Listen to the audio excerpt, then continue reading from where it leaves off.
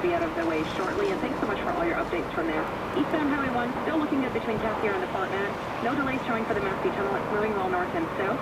And over at the Alex Fraser, make sure you're watching your speed coming out of Delta on Nordell Way westbound, just before the bottom of the hill before you get to the 91.